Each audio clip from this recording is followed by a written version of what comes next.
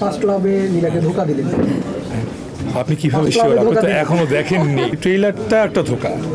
তো এই প্রথম ভালোবাসা বা ফার্স্ট লাভ শুনলে যাতে নীলার কথা মাথায় আসে বা নীলা আর তৌসিফ মাহবুবের জুটিটার কথা মাথায় আসে, এটাই কি কি যেন হচ্ছে, গোলাগুলি শুনতে পাচ্ছি।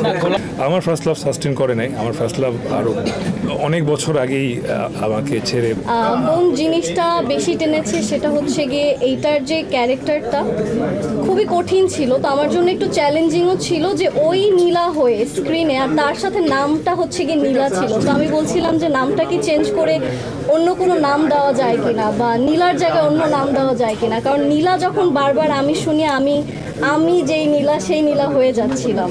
তো থ্যাঙ্কস টু ভাইয়া, সে হচ্ছে গিয়ে আমাদের 3-4 দিন হচ্ছে গিয়ে আমরা একটা রিহার্সাল করি নাটক বা আমাদের যে এখন যে ওয়েব ফিল্মটা আসছে সেটা জন্য আসলে মেন্টালি প্রিপেয়ার ছিলাম নাটক, বাট পরে এটা আমরা আসলে কাজের মাধ্যমে আসলে চিন্তা করি যে না, আসলে নাটকের থেকেও আমরা ভালো কিছু করেছি। আর এটা আসলে নাটক বললে আমাদের যে কাজের কোয়ালিটি বা আমাদের যে প্রজেক্টটা সেটা আসলে করা হবে। সো আমার কাছে মনে হচ্ছে যে না, নাটকটা না, আমরা এটা আসলে ওয়েব ফিল্মই করি, বিকজ এটা ডিউরেশনটাও ওই রকমই হয়েছে। অ্যান্ড সব কিছু মিলে আমার মনে হচ্ছে যে ভালো লাগবে মানুষের। অ্যান্ড প্রথম ভালোবাসা সবার মনে আছে, আপনাদের আই এম শিওর আপনাদের সবার প্রথম ভালোবাসার নাম সবাই মনে রেখেছেন।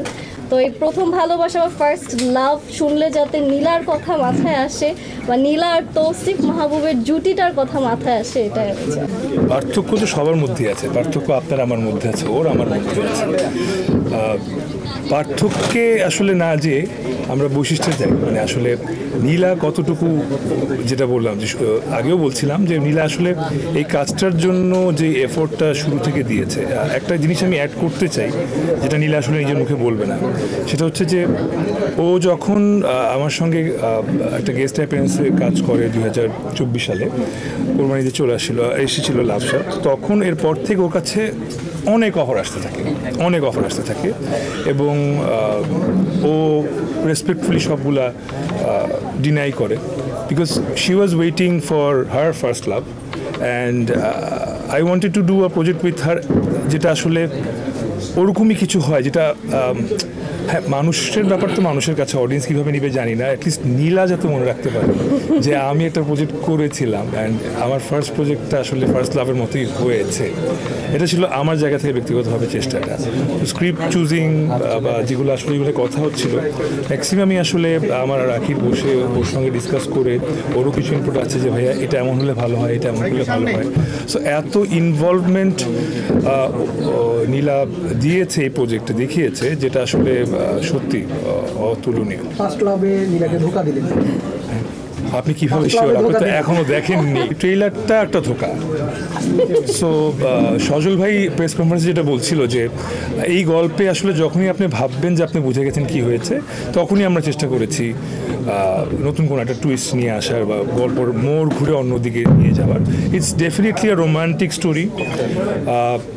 প্রেম করতে ভালো লাগে, প্রেমে পড়তে ভালো লাগে, প্রেম দেখতেও ভালো লাগে। সো আমরাও এই জন্য একটা সিম্পল জনরা চুজ করেছি, রোম্যান্টিক। অ্যান্ড সো ওখান থেকে আসলে এই গল্পটা চুজ করা, এই নামটা রাখা এবং তার সঙ্গে মিশে যাওয়া। ফার্স্ট লাভ বেশি মনে করতে গেলে বাসায় যারা ভাবি কি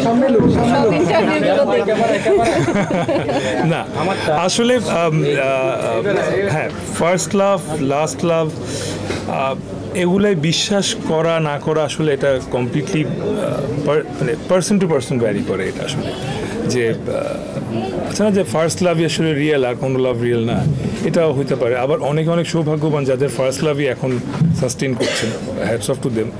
আমার ফার্স্ট লাভ সাস্টেন করে নাই। আমার ফার্স্ট লাভ আরও অনেক বছর আগেই আমাকে ছেড়ে বা আমিও তাকে ছেড়ে, ওই গল্পে না যাই।